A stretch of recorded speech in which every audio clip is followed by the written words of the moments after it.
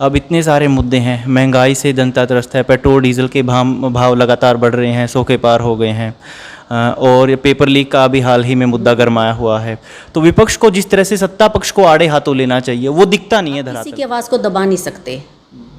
तो लोकतंत्र की आवाज़ को जहां आप दबाएंगे तो मैं नहीं कहती कि वो देश आगे बढ़ सकता में लोग गंदे पानी के अंदर रहने के लिए मजबूर हैं। डॉक्टरों की समस्या है, शिक्षकों की समस्या है, स्कूल कॉलेजों की समस्या है। आप कॉलेज देख लीजिए, एक ही बारिश हुई थी, वो नीचे से पानी लग गया घूमने, वो दीवारें तिड़ने लगी। एक चीज़ और है कि जो गुटबाजी है कांग्रेस की और जो अलग अलग खेमे बट गए हैं, आपको नहीं लगता कि फिर 2024 आएगा तो उस समय पार्टी का क्या भविष्य देखती हैं फिर? नमस्कार, आप बैग न्यूज़ देख रहे हैं। मैं हूं अजय और मेरे साथ हैं कलायत विधानसभा क्षेत्र से रिप्रेजेंट करने वाली कांग्रेस नेता अनीता ढुल बड़सिकरी। मैम, पहले तो बैग न्यूज़ पर आपका स्वागत है। धन्यवाद। बैग न्यूज़ के सभी दर्शकों को मेरी तरफ से राम राम जी। मैम, कोई नेता होता है जैसे, और समाज में उसकी पैठ होती है, पहचान होती है, भाईचारा होता है और एक समाज सेवक की उसकी भूमिका होती है। तो आपकी भी जो भूमिका रही है अब तक, एक बार अपने संघर्ष को बयां कर सके तो आप। देखिए, वैसे मेरी बैकग्राउंड पॉलिटिशियन की नहीं रही है। मैं एक सैनिक की बेटी रही हूँ, सैनिक व किसान की, और राजेश जी भी सैनिक ही हैं।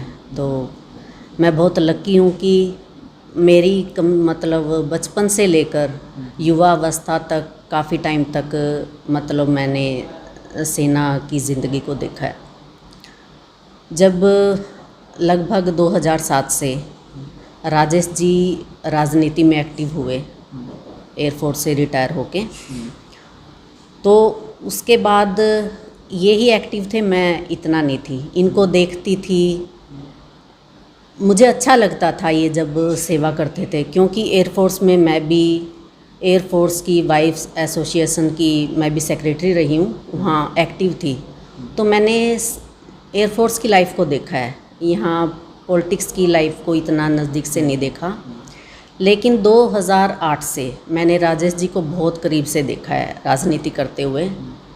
इन्हीं के मार्गदर्शन में तो एक जुनून हुआ हम भी कि मैं भी राजनीति करूं और मैं भी आऊं। मतलब इससे अच्छा मौका आप या तो देश सेवा के माध्यम से कर सकते हैं। देश सेवा करने के बाद बहुत मन हुआ कि पॉलिटिक्स के बहाने हम लोगों के बीच में जाएंगे, उनका प्यार लेंगे। तो धीरे धीरे मैं भी आगे बढ़ती गई और अब मुझे बहुत अच्छा लगता है। मुझे कलायत विधानसभा के लोगों का बहुत प्यार मिल रहा है, क्योंकि मैं कलायत की बेटी हूँ। यही मेरी जन्मभूमि है, यही मेरी कर्मभूमि है। और भले ही पद प्रतिष्ठा नहीं है, क्योंकि मैं अभी बहुत ज़्यादा टाइम नहीं हुआ मेरे को राजनीति में आए हुए, लेकिन एक सेवा भाव के जरिए एक कुछ करने का जुनून होता है ना, वो है। क्योंकि राजेश जी में एक जो जोश है ना, उसके मतलब में राजनीति में आने के पीछे एक यही कारण है। तो हम दोनों मिलके आगे बढ़ रहे हैं और जनता का प्यार पा रहे हैं। आप दोनों ही कांग्रेस पार्टी से बिलोंग करती हैं। फिलहाल आप कैसे देखती हैं वर्तमान की कांग्रेस को? अब तो कांग्रेस का बहुत अच्छा समय है, क्योंकि लोग भाजपा से बहुत ऊब चुके हैं और भी जो भी पार्टी हैं। कांग्रेस अब मतलब अपना स्थान ले पा रही है लोगों के दिल में। लोग चाहते हैं कि अब दोबारा कांग्रेस आए, क्योंकि वे अपने पुराने दिनों को याद करने लगे हैं। क्योंकि जो भाजपा सरकार है, चाहे सेंटर में है या इधर है, तो हर जगह मैं नहीं मानती ये हर मुद्दे पर फेल है। इसमें एक तो मतलब भ्रष्टाचार, महंगाई, आप किसी भी मुद्दे को ले लीजिए, हर जगह ये फेल है। भले हमारे किसान हो, मजदूर हो, व्यापारी हो, कर्मचारी हो, आज हर कोई सड़कों पे उतरा हुआ है। किसानों को आप देख लीजिए, 8 महीनों से वो सड़कों पे हैं। व्यापारी भाई आर्थिक संकट से गुजर रहे हैं। हमारे मजदूर भाई हैं जो, वो भी मनरेगा के लिए संघर्ष कर रहे हैं। अभी आपने कलायत में भी देखा पिछले दिनों, मतलब काफ़ी इनका भी संघर्ष चल रहा है। और कर्मचारी अपनी नौकरी बचाने के जुगाड़ में लगे हुए हैं, वो भी सड़कों पे हैं। और अब तो युवा भी सड़कों पे आ गया, क्योंकि बार बार पेपर लीक हो रहे हैं। वो बेरोज़गार घूम रहे हैं, अपनी रोज़गारी के लिए वो भटक रहे हैं दर दर। आपकी बात बिल्कुल सही है। आपके पास मुद्दे हैं कांग्रेस के पास अपने, और लेकिन एक चीज़ और है कि जो गुटबाजी है कांग्रेस की और जो अलग अलग खेमे बट गए हैं, आपको नहीं लगता कि फिर 2024 आएगा तो उस समय पार्टी का क्या भविष्य देखती हैं फिर? हमें नहीं लगता कि कोई गुटबाजी है। ठीक है, कोई मतलब विचार सबके अलग अलग हो सकते हैं, लेकिन सभी वरिष्ठ नेता आदरणीय हैं, सभी मिलजुल के आगे बढ़ रहे हैं। अभी आपने देखा होगा प्रदर्शन में भी, जब शैलजा जी ने उधर चंडीगढ़ में प्रदर्शन किया था तो सभी विधायक वहाँ उनके उसमें समर्थन में आए थे। तो सभी इकट्ठे होके कांग्रेस को आगे बढ़ा रहे हैं, उनकी नीतियों को आगे बढ़ा रहे हैं। जो ऊपर से दिशा निर्देश दिए जाते हैं उनको फॉलो करते हैं। एक लीडरशिप का अभाव मैं कहूँगा कि कांग्रेस में आपको दिखाई नहीं देता कि जिस तरह से चाहे हरियाणा की बात हो चाहे सेंटर की पे बात हो, एक लीडरशिप का अभाव या नेतृत्वहीन कांग्रेस आपको दिखाई नहीं देती? नहीं, मैं तो कहती हूँ कि सोनिया जी के नेतृत्व में बहुत अच्छे से चल रही है, और साथ में हमारे राहुल गांधी जी, हमारे राष्ट्रीय अध्यक्ष सोनिया गांधी जी और पूर्व अध्यक्ष राहुल गांधी जी, और कांग्रेस ये हरियाणा की हमारी प्रदेश अध्यक्ष हैं शैलजा जी, बहुत अच्छे से अपनी नीतियों को आगे लेकर बढ़ रहे हैं और कांग्रेस का प्रचार प्रसार कर रहे हैं। अब तो आपने देखा ही होगा कि विपक्ष, भले कांग्रेस विपक्ष में है लेकिन बहुत अच्छे से, क्योंकि जो मौजूदा सरकार है वो हर जगह फेल है। आप सेंटर के उसमें भी देख लीजिए, अभी लेटेस्ट ये पेगासस जासूसी मामला हो, है महंगाई हो, कृषि किसानों के लिए हो, अभी संसद में भी, तो हर विपक्ष ने आवाज़ उठानी चाहिए, लेकिन जो सत्ता पक्ष है वो उसकी आवाज़ को सुनना नहीं चाहता। मतलब सत्ता पक्ष में अब इतना गुरूर हो चुका है, इतना सत्ता का घमंड हो कह लीजिए आप, कि वो बात नहीं सुनना चाहता।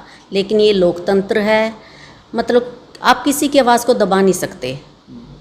तो लोकतंत्र की आवाज़ को जहां आप दबाएंगे तो मैं नहीं कहती कि वो देश आगे बढ़ सकता है।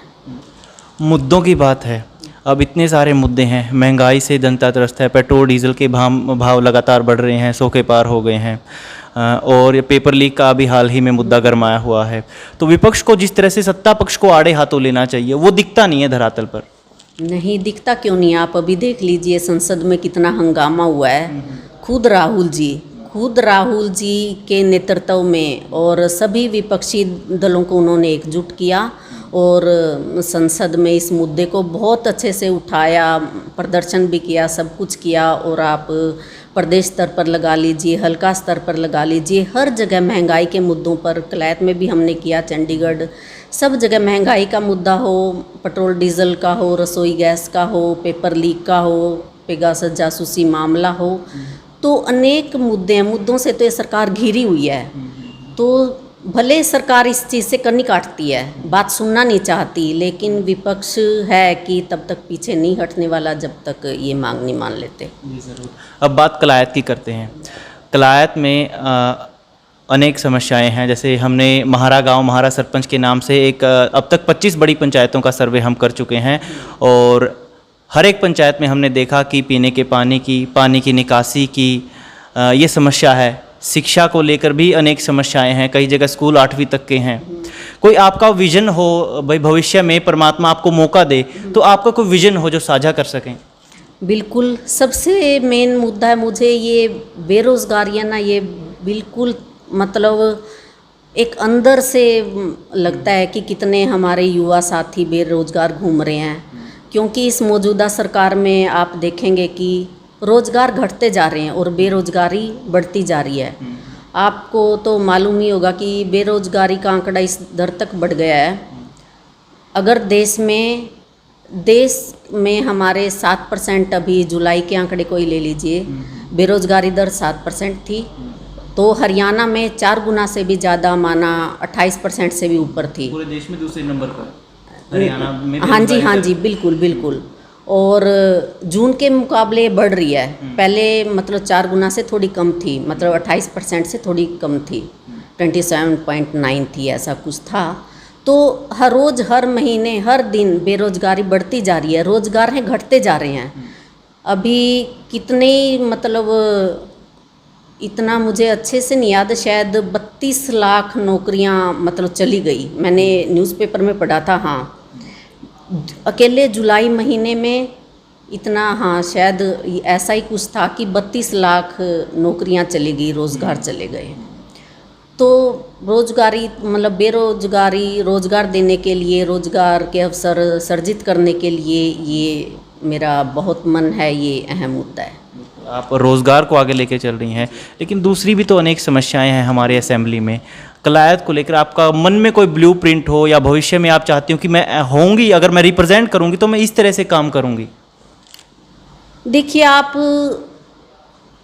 मैं हर रोज़ गांव में जाती हूँ, घूमती हूँ, देखती हूँ जन समस्याएं। आप भी बता रहे हैं कि हमने 25 गांव का दौरा किया है। आप देख सकते हैं, एक तो पानी की निकासी, साफ़ सफाई। आप सफाई घोटाला भी खूब चर्चित है कैथल में जो हुआ था। मौजूदा सरकार भाजपा और जजपा के नेता ये कबूल कर रहे हैं कि ये घोटाला हुआ है। तो अगर ये पैसा कहीं अच्छे से लग जाता तो शायद हमारी समस्याएं थोड़ी बहुत कम हो जाती। ये सफाई के लिए आया था, अगर नाले साफ़ हो जाते, झाड़ गंदगी ये साफ़ हो जाती, पानी की निकासी अच्छे से होती, तो सरकार भले कोशिश भी करे लेकिन वो अच्छे से लग नहीं पाता पैसा, मतलब जो जहाँ चाहिए है वो हो नहीं पाता। अगर ये अच्छे से लगे, ईमानदारी से लगे, तो मैं नहीं समझती कि समस्याएं इतना उग्र रूप लेती। अभी आप पानी की निकासी को ही ले लीजिए। पहले तो कलायत में सूखे के लिए प्रदर्शन हो रहा था कि पीने का पानी नहीं है, पीने का पानी नहीं है। जून तक आपने देखा ही होगा। है जुलाई में जहाँ बारिश हुई तो इतना ओवरफ्लो हो गया खेतों में, मतलब फसलें ख़राब होगी। और कलायत में भी अभी पीछे प्रदर्शन था कि सीवरेज ओवरफ्लो हो गए, मतलब घरों में लोग गंदे पानी के अंदर रहने के लिए मजबूर हैं। तो ये खुद सोचना चाहिए, मतलब ये आपको, अगर आपके अंदर करने की भावना है, अगर आप कुछ करना चाहते हैं, तो मैं नहीं समझती कि आप कुछ कर नहीं सकते। मतलब जहाँ चाह है वहाँ राह है। अगर आपको कलायत विधानसभा का, कहीं का भी, प्रदेश का, देश का भला करना है, काम करने हैं, तो देश के पास बजट है, उसको लगाइए, आप ईमानदारी से लगाइए, तो समस्याएं तो नेचुरल हल होंगी ही। एक कलायत समुदाय केंद्र की और समस्या है कि यहाँ पर शिफ्टिंग की प्रोसेस अब तक प्रक्रिया पूरी नहीं हुई है, तो लोग जो इलाज करवाने जाते हैं पुरानी बिल्डिंग में जाना पड़ता है, जो नई बिल्डिंग अब तक शुरू नहीं हुई है। तो उसको लेकर भी, क्योंकि मुख्यमंत्री खुद ऑनलाइन तरीके से उसका उद्घाटन कर चुके हैं। हाँ, कर चुके हैं, लेकिन होनी चाहिए, क्यों नहीं हुई?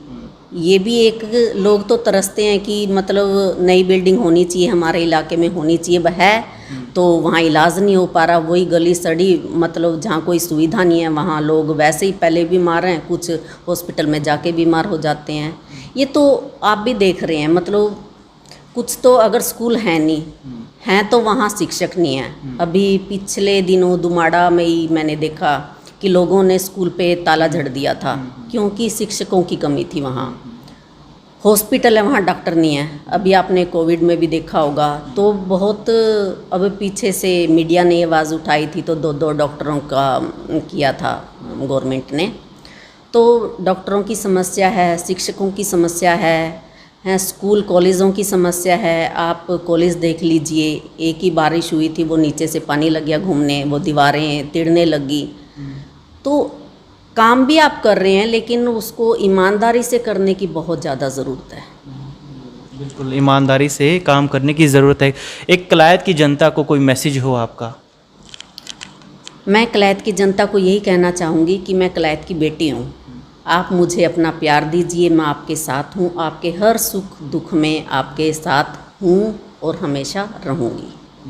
बहुत बहुत धन्यवाद। तो मेरे साथ थी कांग्रेस नेता और कलायत की बेटी अनीता ढुल बड़सिकरी। आप इनकी राय से कितना इत्तेफाक रखते हैं हमें कमेंट बॉक्स में ज़रूर बताएं। अगर ये वीडियो आप YouTube पर देख रहे हैं तो हमारे चैनल को सब्सक्राइब करें, Facebook पर देख रहे हैं तो पेज को लाइक करें। आगे आपसे मुलाकात होगी एक और शख्सियत के साथ, तब तक के लिए नमस्कार।